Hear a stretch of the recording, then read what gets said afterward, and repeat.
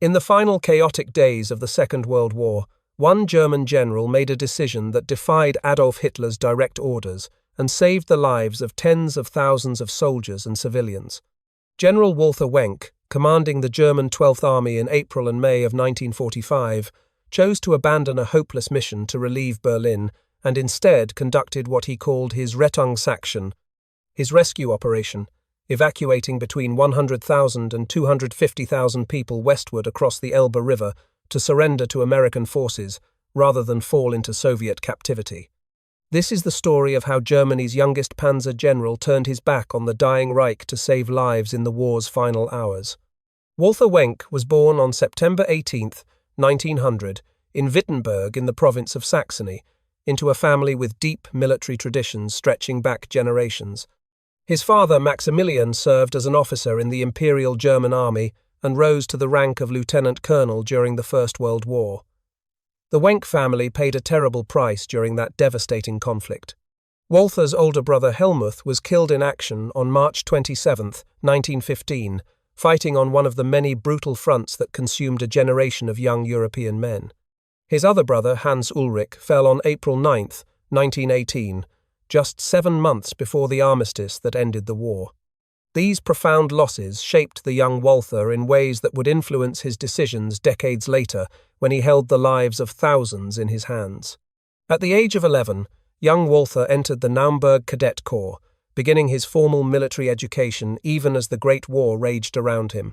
He progressed through the cadet system and was in advanced military training when the armistice of November 1918 ended the war before he could see combat. The collapse of Imperial Germany threw the country into revolutionary chaos, with communist and socialist movements threatening to tear apart the social fabric. The 18-year-old Wenck joined the Freikorps in 1919, becoming part of the paramilitary volunteer units that fought to suppress revolutionary movements across Germany. He participated in the suppression of the Spartacist uprising in Berlin, the communist revolt led by Karl Liebknecht and Rosa Luxemburg, where he was wounded in the fighting. This experience in brutal urban combat at such a young age hardened him for the challenges that lay ahead. Wenck formally joined the Reichswehr, the small professional army permitted to Germany under the Treaty of Versailles, in January of 1921. The treaty limited Germany to an army of just 100,000 men with no tanks, no military aircraft, and no heavy artillery. Within these severe constraints, the Reichswehr developed into an elite force of professionals who would form the cadre of the future Wehrmacht. Wenck worked his way up through the ranks during the 1920s, demonstrating exceptional aptitude for operational planning and staff work. It was during this period that he first encountered Heinz Guderian, the innovative officer who would become the father of German armoured warfare. They met in the fall of 1928, when Guderian conducted a tank tactics class, and despite the treaty prohibition on German tanks, both men recognized that armoured warfare represented the future of military operations. This professional relationship would shape Wenck's career for decades to come. When Hitler came to power in 1933, Germany began rapid rearmament in violation of the Versailles Treaty. Wenck transferred to the 3rd Motorized Battalion, where he worked closely with Guderian on developing the tactics and operational concepts that would later be called Blitzkrieg. By 1939, Wenck had risen to become Chief of Operations for the 1st Panzer Division, one of the elite armoured formations that would spearhead Germany's conquests. He held this position through the campaigns in Poland in September of 1939 and in France and the Low Countries in May and June of 1940, gaining invaluable experience in the fast-moving armoured operations that characterized early German victories. It was on the Eastern Front, however, that Wenck truly made his reputation. Following the German invasion of the Soviet Union in June of 1941, the war became a brutal struggle of annihilation stretching across thousands of kilometers. Wenck served in increasingly important staff positions, demonstrating his ability to improvise solutions in desperate situations. In the winter of 1942 and 43, during the catastrophic Stalingrad campaign, Wenck served as Chief of Staff for Army Detachment Hollet. This formation was responsible for holding a critical sector of the front as Soviet forces encircled and destroyed the German 6th Army at Stalingrad. Wenck helped stabilize the front along the Don and Chir rivers, preventing a complete collapse that could have led to the destruction of additional German armies. For his performance during this desperate period, he received the Knight's Cross on December 28, 1942. Wenck subsequently served as Chief of Staff for the 1st Panzer Army and for Army Group South Ukraine, continuing to earn recognition for his operational abilities. His directness and unconventional approach sometimes got him into trouble with the Nazi leadership. During one briefing with Hitler at the Führer's headquarters, Wenck famously declared that the Eastern Front resembled Swiss cheese, full of holes. Though reprimanded for his informal language in such an exalted setting, Hitler commended what he called the liveliness of the young officer's report. Wenck had caught the dictator's attention. In July of 1944, following the catastrophic destruction of Army Group Center by Soviet forces in Operation Bagration, Guderian was appointed Chief of the Army General Staff. He immediately selected Wenck as his Chief of Operations at the Army High Command, recognizing his former protégé's exceptional abilities. This appointment made Wenck, at age 44, the youngest general in the German army. His colleagues gave him the nickname the Boy General, acknowledging both his relative youth and his remarkable rise to such a senior position. By early 1945, the military situation had become catastrophic for Germany. Soviet forces had driven the Wehrmacht back across Poland and were massing on the Elbe River for the final assault on Berlin. In the west, American, British, and French forces had crossed the Rhine and were pushing deep into the German heartland. Hitler increasingly retreated into fantasy, issuing orders to armies that existed only on paper and demanding counter-offensives with non-existent divisions. The burden on his staff officers was immense. On February 17, 1945, exhaustion nearly ended Wenck's life. Hitler had demanded that he attend daily situation conferences at the Führer's headquarters, requiring a grueling 320-kilometer round trip that left him barely functional. After his driver collapsed from fatigue during one of these nighttime journeys, Wenck took the wheel himself, despite his own exhaustion.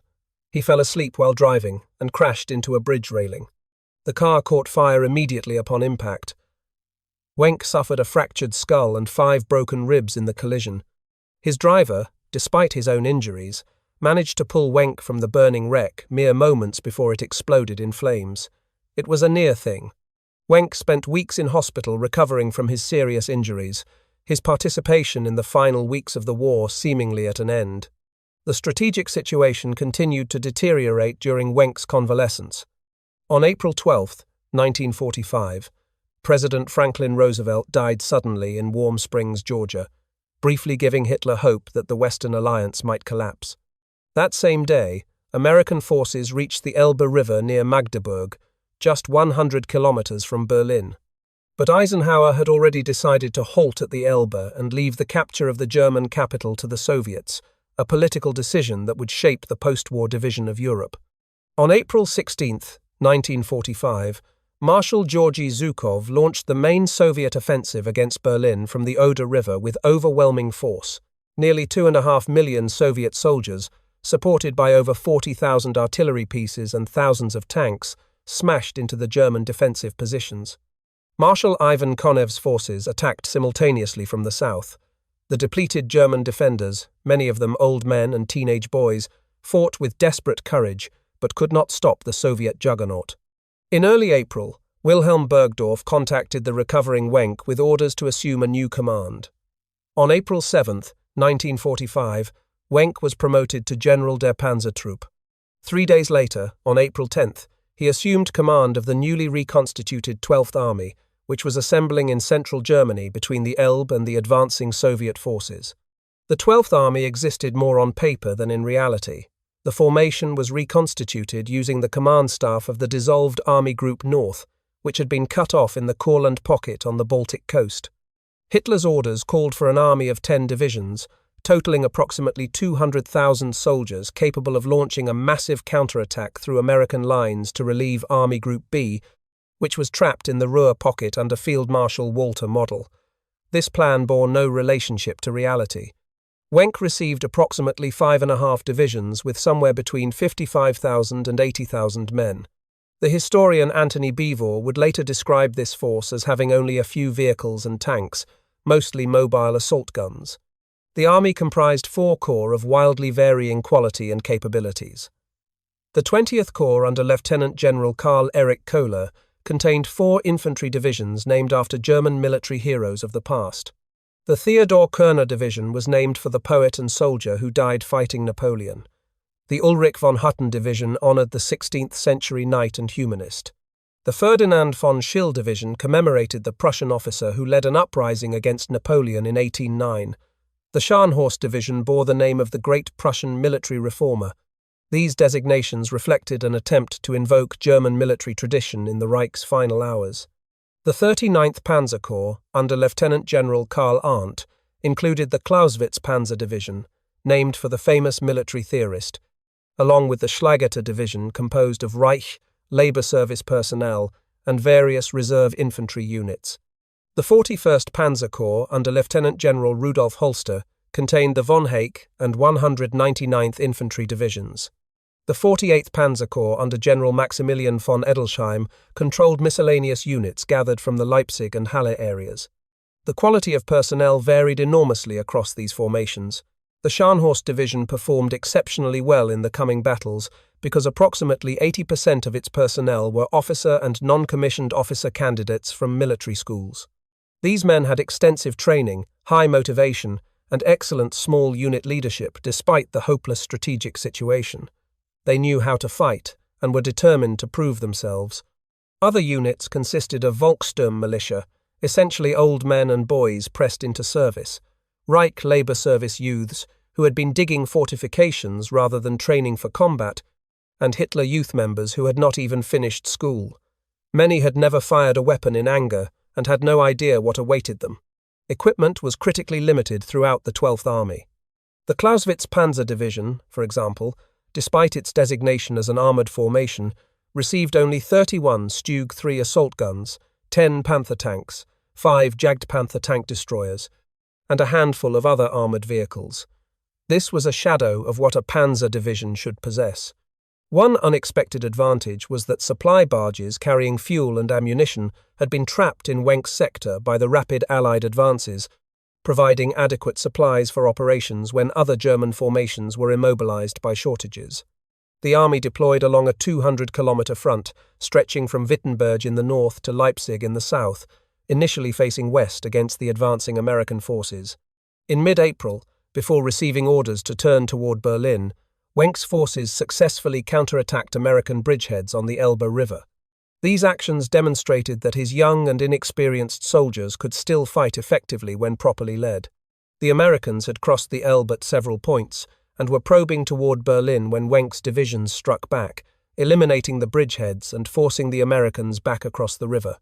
This tactical success impressed senior German commanders and contributed to Hitler's belief that the 12th Army could somehow save the capital. On April 22, 1945, as Soviet forces completed their encirclement of Berlin from the north and south, the afternoon situation conference at Hitler's underground bunker beneath the Reich Chancellery devolved into hysteria. After learning that an expected counterattack by SS General Felix Steiner had never materialized because the forces for it simply did not exist, Hitler flew into a towering rage. He screamed that he was surrounded by traitors and incompetents, that the war was lost, and that he would remain in Berlin to die. Staff officers stood in stunned silence as the dictator raged.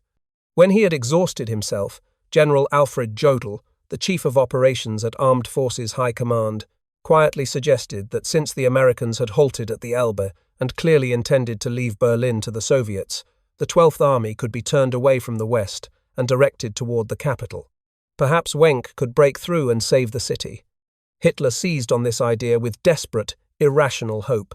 He immediately dispatched Field Marshal Wilhelm Keitel, the sycophantic head of the Armed Forces High Command, to deliver orders personally to Wenck.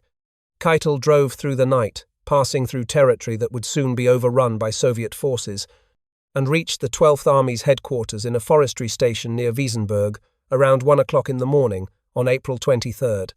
According to contemporary accounts preserved by German officer Bernhard Noack, who lived at the forestry house that became Wenck's command post, Keitel addressed the assembled officers as if it were a Nazi party rally rather than a military briefing.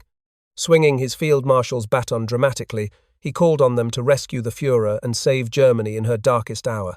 Hitler's orders were explicit and left no room for interpretation or independent judgment. Wenck was to disengage from the Elbe front, abandoning his defensive positions facing the Americans. He was to form an assault group of at least 3 divisions southwest of Treumbrezen and strike northeast toward Berlin through Zossen and Teltow, smashing through the Soviet forces that now surrounded the capital. Simultaneously, the 12th Army would link up with General Theodor Busse's encircled 9th Army southeast of Berlin, and together these combined forces would attack the Soviet armies besieging the city. The operation would save Hitler, save Berlin, and miraculously reverse the tide of the war. What Hitler could not grasp, or simply refuse to accept, was that his orders bore no relationship to military reality. Wenck's young soldiers would have to march 150 kilometers on foot because they lacked sufficient transport vehicles. They would have to fight their way through multiple Soviet army groups totaling hundreds of thousands of combat-experienced troops, supported by overwhelming artillery concentrations and complete air superiority. The Soviets had thousands of tanks. Wenck had perhaps a few dozen operational armored vehicles. The operation was not merely difficult or unlikely. It was suicide dressed up as strategy, nothing more. After Keitel departed with bombastic assurances that the rescue operation was underway and that the Führer would be saved, Wenck turned to his staff and made his decision. According to multiple sources, including accounts from his chief of staff, Colonel Günther Reichhelm, Wenck and his senior officers let Keitel talk and leave, but then made up their own orders. Wenck later stated that he decided to go his own way from that moment forward. His disobedience was not an open refusal, which would have meant immediate arrest and execution. Instead, it was a deliberate, careful reinterpretation of orders. The 12th Army would indeed attack eastward as commanded, but its real mission would be humanitarian rescue, not the relief of Hitler's bunker. Wenck understood clearly that the war was irretrievably lost. The only remaining question was whether Germany's soldiers and civilians would experience Eastern or Western captivity.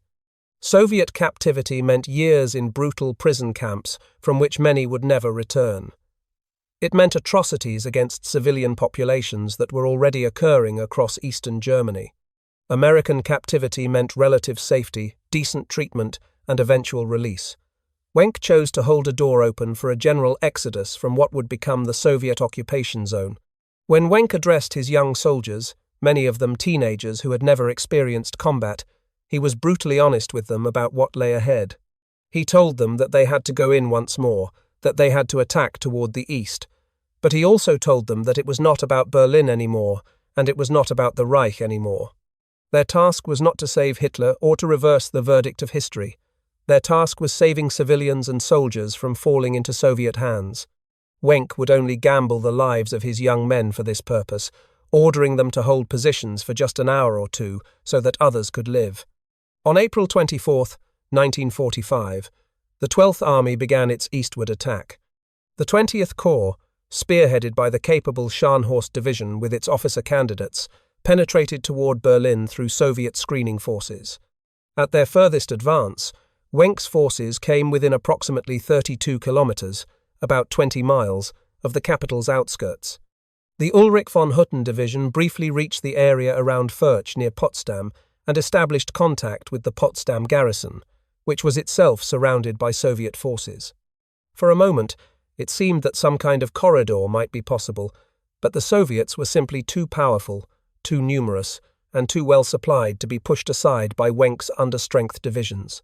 Soviet commanders quickly recognized the threat and responded with overwhelming force.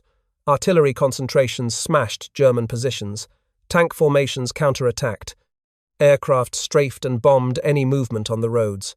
By April 27th, Soviet forces had completed Berlin's encirclement by linking up at the city's western outskirts, and the window for any relief operation had closed forever. On the night of April 28th, Wenck officially reported to German Supreme Command that his army had been forced back along the entire front and that no attack on Berlin was possible. He had known this from the beginning. Now it was official. While Wenck pushed east in a rescue operation disguised as an offensive, the German 9th Army under General Theodor Busse faced annihilation in the forests southeast of Berlin. Busse, born on December 15, 1897, was a capable and experienced infantry officer who had served as Chief of Operations for Field Marshal Erich von Manstein, one of Germany's finest operational commanders. Busse had taken command of the Ninth Army in January of 1945, inheriting responsibility for defending the approaches to Berlin from the east.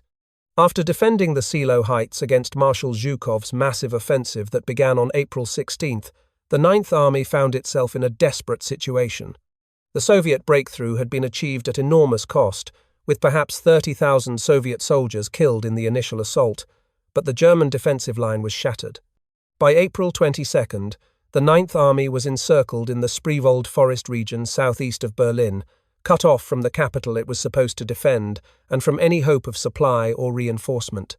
The resulting pocket, named for the small village of Halbe that lay at its centre, became a death trap of almost unimaginable horror. Approximately 80,000 German soldiers were trapped inside, remnants of divisions that had been ground down by months of defensive fighting against Soviet numerical superiority. With them was a massive stream of civilian refugees, perhaps 150,000 to 200,000 people who had been fleeing westward ahead of the Soviet advance for weeks or months. These desperate civilians, many of them women and children, had heard the stories of Soviet atrocities in East Prussia and were willing to risk anything to avoid falling into Russian hands. The pocket measured roughly 25 kilometers wide and 12 kilometers deep, centered on dense pine forests, lakes, and marshes that channeled movement along limited roads and trails. The terrain should have provided concealment from Soviet aircraft, but the relentless bombardment turned even the forests into killing grounds.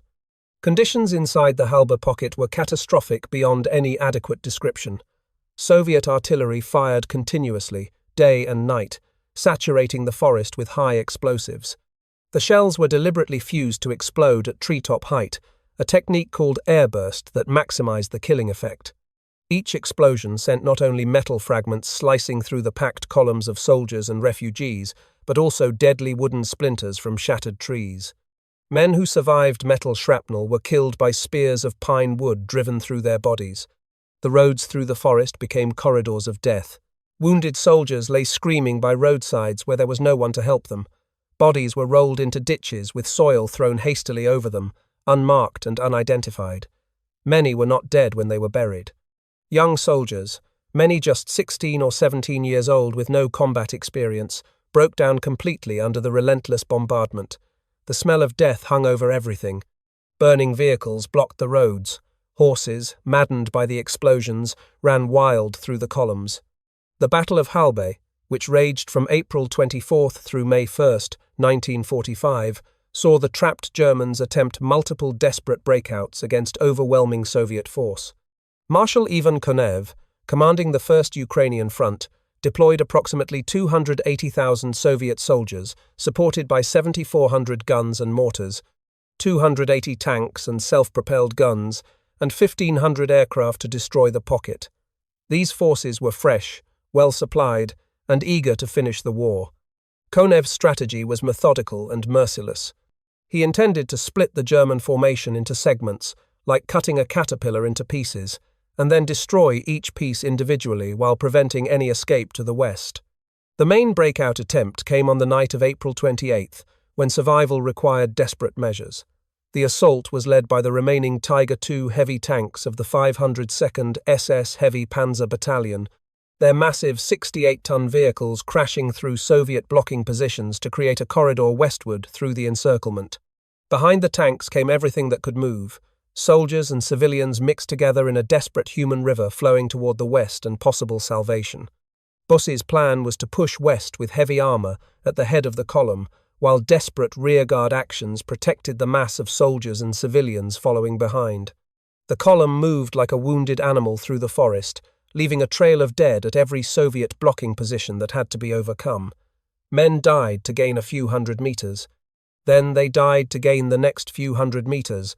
The sound of tank cannon and machine gun fire mixed with artillery explosions and the screams of the wounded and dying. The human cost of Halbe was staggering beyond comprehension. Approximately 40,000 to 60,000 Germans were killed in the fighting, their bodies scattered through the forests and along the roads. Another 60,000 were captured by Soviet forces, many of them wounded, exhausted, or simply unable to continue.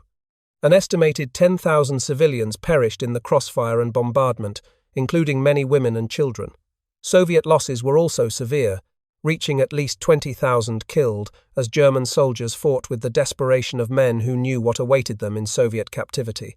The Halbe Forest Cemetery today contains approximately 24,000 German burials, making it Germany's largest Second World War cemetery.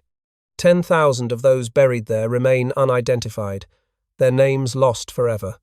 Bodies are still discovered in the forest every year, 8 decades after the battle ended, uncovered by construction work or found by hikers in remote areas. The earth has never fully given up its dead. What the historian Antony Beevor called the most astonishing part of the story was that approximately 25,000 to 30,000 German soldiers and several thousand civilians succeeded in fighting and fleeing their way through 3 successive lines of Soviet troops to reach Wenck's 12th Army in the west. Marshal Konev refused to accept that more than 3,000 or 4,000 had eluded his forces, but the evidence clearly indicates far greater numbers escaped the Soviet trap. Konev's denial reflected the political pressure on Soviet commanders to report complete victories rather than acknowledge that significant enemy forces had slipped through their fingers. On May 1, 1945, the exhausted, filthy, traumatized survivors of the 9th Army linked up with Wenck's forces at Bielitz, about 40 kilometers southwest of Berlin. Busse and Wenck walked silently up to each other and shook hands. There was nothing to say. Both men were professionals who understood what had happened and what remained to be done. The combined force now faced a single remaining mission: retreat westward to the Elbe River and surrender to the Americans before the Soviets could catch them. The link-up was preceded by desperate fighting that saved thousands of additional lives. Wenck's Ulrich von Hutten division reached a German military hospital complex near Potsdam, where thousands of wounded soldiers from the Berlin fighting lay helpless. Brutal combat against Soviet positions over 24 hours allowed the evacuation of approximately 3,000 wounded soldiers, nurses, and Red Cross personnel. These evacuees were transported by shuttle trains to the American lines at Barbie, while Wenck's soldiers held off Soviet attempts to overrun the hospital.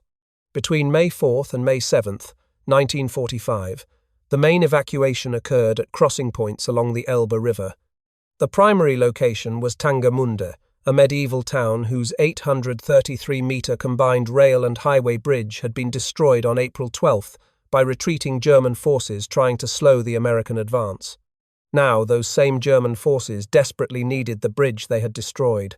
Refugees and soldiers crossed on foot over the partially destroyed, twisted steel girders, walking on planks placed temporarily where the span touched the water. One misstep meant death in the cold, fast-flowing river below. Many fell and drowned. Many more made it across. The scenes at Tangermünde were apocalyptic, a vision of civilization's collapse. Associated Press correspondent Wes Gallagher reported from the scene as thousands of Germans arrived by any means possible. They crossed on improvised rafts, made from doors, barrels, anything that would float. They paddled across in rubber tubes and washtubs. Strong swimmers stripped off their uniforms and stroked across the cold water. Contemporary accounts compared it to the legendary dead flocking to the ferry on the river Styx in Greek mythology. But these were living people, desperate to escape one fate for another. Elite panzer troops, men who had fought across Russia and back again, stripped off their uniforms and swam naked across the river to reach the American side. Generals and colonels argued over who could surrender first, dignity forgotten in the rush to safety. One panzer general crossed in an amphibious vehicle with a white flag, standing like an admiral on his bridge. The military hierarchy that had governed these men's lives dissolved in the face of survival. The receiving American unit was the 102nd Infantry Division, nicknamed the Ozark Division, which was part of the United States 9th Army, under Lieutenant General William H. Simpson. The 102nd had reached the Elbe on April 15th and halted just 48 miles from Berlin on General Eisenhower's orders. The division had expected to advance and capture the German capital. Instead, they became witnesses to the greatest mass surrender and evacuation of the European war. Officially, American forces had instructions not to admit surrendering German troops to avoid Soviet accusations of sheltering the enemy. The Yalta Agreement specified that German soldiers should surrender to whichever Allied army they had been fighting. In practice, as one account noted, Germans came up to the river under white flags, rowed across, and said they were going to surrender, and the American soldiers simply could not refuse to accept them. What were they supposed to do? Shoot unarmed men trying to surrender? General Simpson made a critical contribution to the success of the evacuation through a decision that showed both humanity and political courage. When Soviet artillery shells began landing among the refugees crowded on the eastern bank of the Elbe, killing civilians and soldiers who had not yet crossed, Simpson ordered his men to pull back rather than return fire. This tacit acceptance of the situation allowed the evacuation to continue without triggering a larger confrontation with Soviet forces that might have ended the crossings entirely. The 102nd Division ultimately processed approximately 147,000 German prisoners fleeing the Soviets, far more than initially anticipated. Additional crossing points operated along the river at Furchland, where Wenck himself would eventually cross, at Fischbeck, and at areas north of Schönhausen. The crossings continued for days, as more and more refugees and soldiers reached the river and made their way across by whatever means they could find. On May 7, 1945, at approximately 5 o'clock in the afternoon, General Walther Wenck crossed the Elbe at Furchland in the last boat alongside his chief of staff and several other officers, entering American captivity. He was among the final soldiers to cross before Soviet forces reached the eastern bridgehead and halted any further evacuations. The door had closed.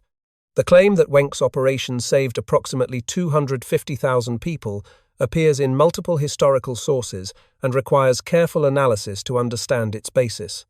This figure likely represents a maximum estimate combining several elements that together support the claim. Approximately 100,000 people crossed specifically at Tangermünde during the period from May 4th through May 7th. Between 25,000 and 40,000 soldiers from the 9th Army reached the 12th Army through the Halbe breakout. Several thousand civilians accompanied the military formations during the breakout. The 12th Army's own personnel numbered between 55,000 and 80,000 at peak strength.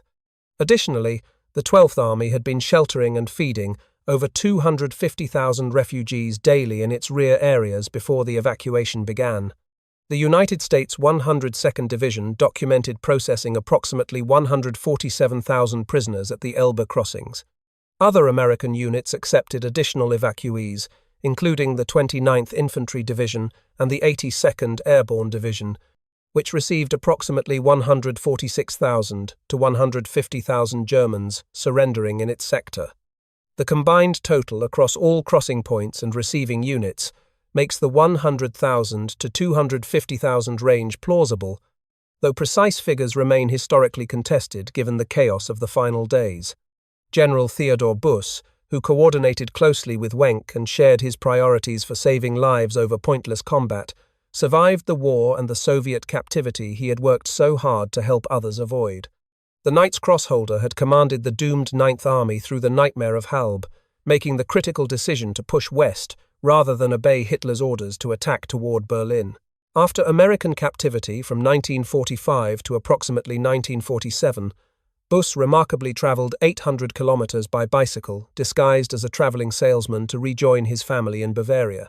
He later rebuilt his life and became West Germany's Director of Civil Defence, responsible for protecting civilians from the nuclear war that always threatened during the Cold War. He received the Knight Commander's Cross of the Order of Merit of the Federal Republic in 1966 in recognition of his service. He died on October 21, 1986, at the age of 88, having outlived the Reich by more than 4 decades.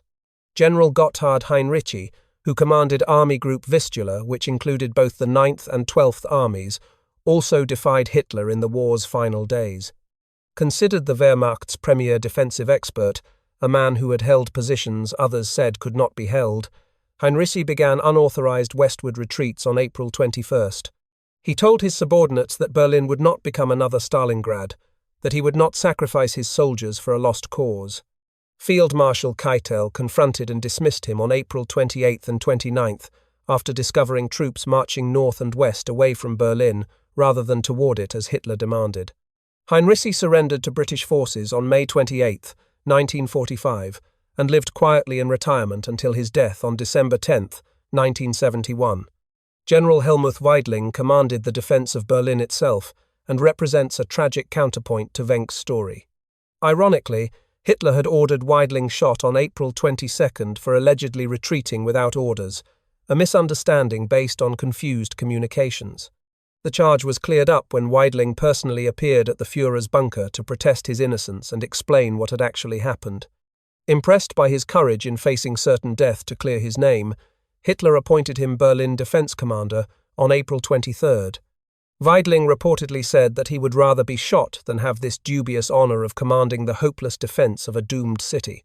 Weidling desperately hoped that Wenck could open an escape corridor for the Berlin garrison and the civilians trapped in the city. On the night of April 29, Weidling planned a breakout toward Wenck's position to the southwest, hoping to lead his remaining forces to safety. But he received the devastating news that Wenck's spearhead had bogged down south of Schwielow Lake and could advance no further. There would be no rescue. On May 2, 1945, Weidling signed Berlin's surrender to the Soviets. Transferred to the Soviet Union as a prisoner, he was sentenced to 25 years for war crimes by a Soviet military tribunal and died in Vladimir Central Prison on November 17, 1955, never having seen freedom again. After American captivity from 1945 to 1947, Walther Wenck built a successful business career in the new West Germany. He became a manager at a machinery sales company in Bochum in 1948, using his organizational skills in civilian industry rather than military operations. He rose to become managing director of Dr. C. Otto & Company, an industrial oven manufacturer, during the 1950s. In the 1960s, he served as general director of the Diehl Group, a weapons manufacturer based in Nuremberg, his career having come full circle from military to civilian and back to defense-related work. In 1957, the new West German government invited Wenck to become Inspector General of the Bundeswehr, West Germany's rebuilt armed forces. It was a prestigious offer that would have made him the senior military officer in the new German democracy. He declined when his condition, that the position have actual commander-in-chief authority rather than merely administrative functions, was not met. Wenck wanted real command responsibility, or nothing at all. He remained friends with fellow survivors, including Erich von Manstein and Theodor Busse, men who had shared the experience of command in impossible circumstances. He retired from business in 1966. On May 1, 1982, Walther Wenck died at the age of 81 in circumstances that eerily echoed his near-fatal accident 37 years earlier. While travelling to Austria for a vacation, his car crashed into a tree near Bad Rothenfeld. The date coincidentally fell on the 37th anniversary of the 9th Army's link-up with his forces at Bielitz, the moment when his rescue operation achieved its purpose. He was buried in the local cemetery at Bad Rothenfeld in Lower Saxony, alongside his wife Irmgard. Walther Wenck's decision to disobey Hitler's orders represented a rare instance of moral clarity in the Wehrmacht's final days. Rather than sacrifice tens of thousands of young soldiers in a futile attempt to relieve a doomed capital for a doomed regime led by a madman, Wenck chose to use his army's remaining strength to hold open an escape route to the west. The operation succeeded through a combination of factors. Wenck's tactical skill allowed his forces to push far enough east to rescue the 9th Army survivors. General Simpson's tacit cooperation in allowing the Elbe crossings, despite official policy, provided the escape route.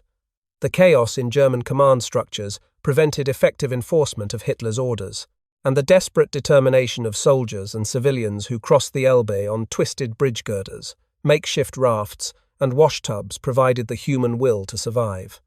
The Halbe Forest Cemetery stands today as a monument to those who did not escape, the 24,000 buried there, representing only a fraction of the battle's total casualties. Visitors still come to pay their respects, and historians still study the battle as an example of the war's final desperate violence. But the estimated 100,000 to 250,000 who reached American lines owed their survival to generals who recognized that their duty was no longer to a regime, but to the people they commanded. As Wenck told his officers in those final desperate days, it was not about Berlin anymore, and it was not about the Reich anymore. It was about holding the door open long enough for others to live.